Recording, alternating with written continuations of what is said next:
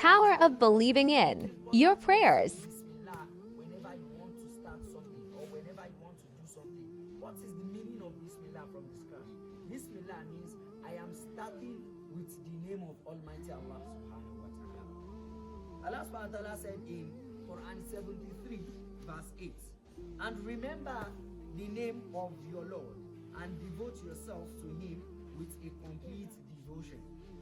Allah subhanahu wa ta'ala was telling the Prophet of Allah subhanahu wa ta'ala that he should tell his companions that whenever they want to embark in any journey or whenever they want to do anything, they should begin it with the name of Allah subhanahu wa ta'ala.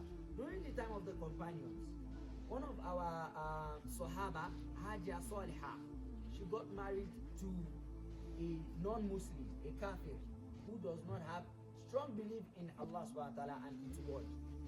Then Hajia on her own path, whenever she and her husband are together in the house, whenever she wants to do something or she wants to embark or she wants to begin something, she says Bismillah. Her husband will be making jest of her, you with this your Bismillah that you are saying all the time. No, I don't believe in all this thing. Anything I do, I can do it and it's always good. The Hajia will not say anything. She always do at least with Bismillah. So one day, the man, the husband of the Hajia, wants to test her. She wants to put her in shame. She wants to tell her that it is a lie. This Bismillah that you are saying is a lie. I'm going to show you that it's a lie. So one day, the husband of the Hajia called her. They are Hajia Salihah. Please help me to keep this money.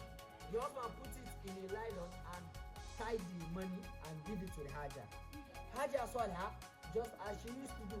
Usually, she went to her space in her cupboard and she said Bismillah and she kept the money under her clothes in her cupboard. The next day, the husband of Hajia Salihah went there, carried the money. He was peeping when she was keeping the money there. So the husband carried the money and went to throw it inside the well.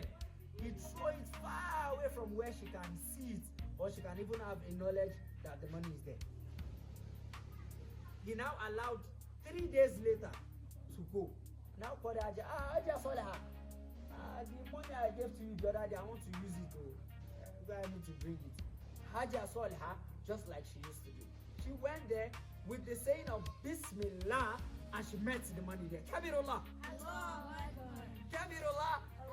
When she was about to reach there and she said Bismillah, Allah subhanahu wa ta'ala said, oh, Angel Jibril, you must not put my servant into shame. You must not put Hajia Salihah with her belief in Allah subhanahu wa ta'ala. You must not put her belief into shame. You must not put her iman into shame. Go and take the money wherever the money is and return it where she kept it and where she knows the money is. Kabirullah. Kabirullah. Kabirullah. When she went there, she went to the space with Bismillah and she took the money and went back to give her husband. Kabirullah. Her husband was shocked.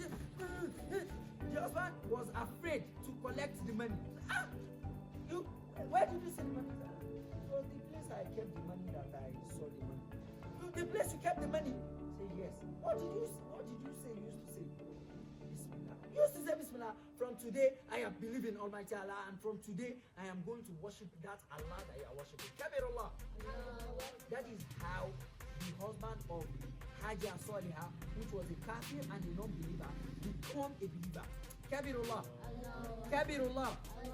Now, with this saying, we want to look at one of the hadiths of the Prophet that teaches us that we should be saying Bismillah. قال رسول الله صلى الله عليه وسلم. The Prophet of Allah, may the peace and blessings, sallallahu alayhi wa sallam, may the peace and blessings of Allah be upon him, said, Anna Uthman bin Affan radiyallahu anhu. It was Uthman bin Affan that related the hadith to the Ummah. Sallallahu alayhi wa sallam, he said that the Prophet of Allah subhanahu wa ta'ala said, An bismillahir rahmanir rahim, faqala huwa ismu min asma'i Allah ta'ala. He said that saying Bismillah, which is the best of names of Allah subhanahu wa ta'ala, helps man to fulfill his or her goal and promises. Kabirullah. And it is the best saying of the world in Islam. Kabirullah. Now, some of the moral lessons of this companion story that we have said. Number one, as a child that you are growing, one, let it master you. Let the saying of Allah subhanahu wa ta'ala and his name master your sayings when you are about to embark in a journey. If you want to read your book, say Bismillah. The moment you say Bismillah, the shaitan that makes you not to concentrate, the shaitan that is bringing distraction is going to run away from you. Kabirullah. Whenever you want to go to school, say Bismillah. Because as you are going, the shaitan that wants to bring demolish or accident or bad doings on your way, Allah subhanahu wa ta'ala is going to clear them for you. Kabirullah. If you are coming back home, say Bismillah. If you want to eat, say Bismillah. Most of you don't say Bismillah when you are eating, or you even eat with your left hand.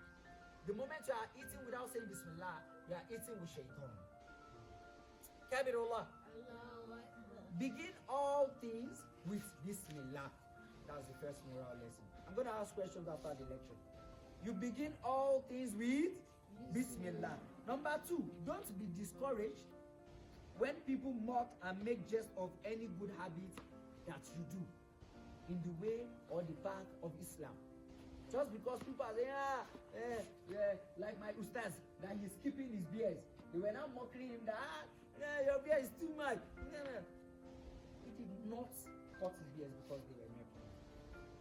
Don't make any good habit just because they are mocking you. You now stop the habit.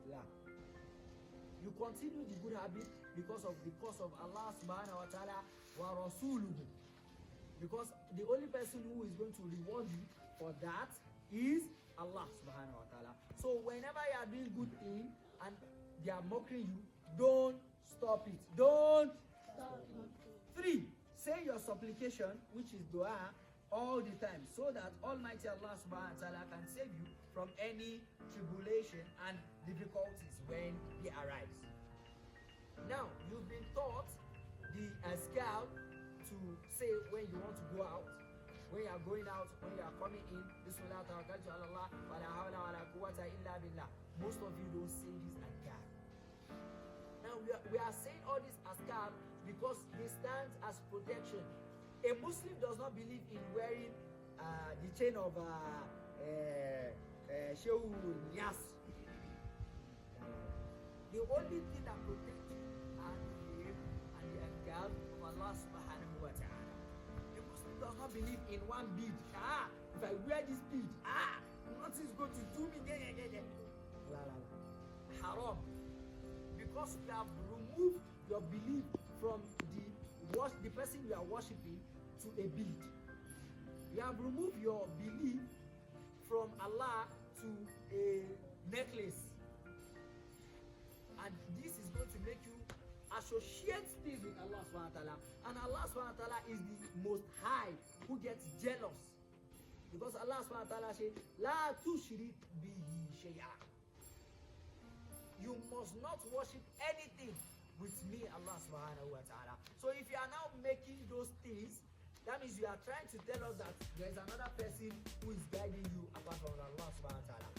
You are trying to tell us that if you do this thing, it will safeguard you from any evil. No, the only person who can safeguard you from any evil is Allah. Now, the last one is be thankful to Almighty Allah subhanahu wa ta'ala for his grace, blessings and mercy. That is why I have embraced our ustaz, because the first thing we begin with this lecture was giving thanks to Almighty Allah. Giving thanks to Almighty Allah. Because the only person who you can worship and give thanks to is Almighty Allah. Whenever you embark on a journey and you are able to do it, or you achieve your goal, or you embark on a journey and you come back safely, the only person who had made it easy is Allah. Is who?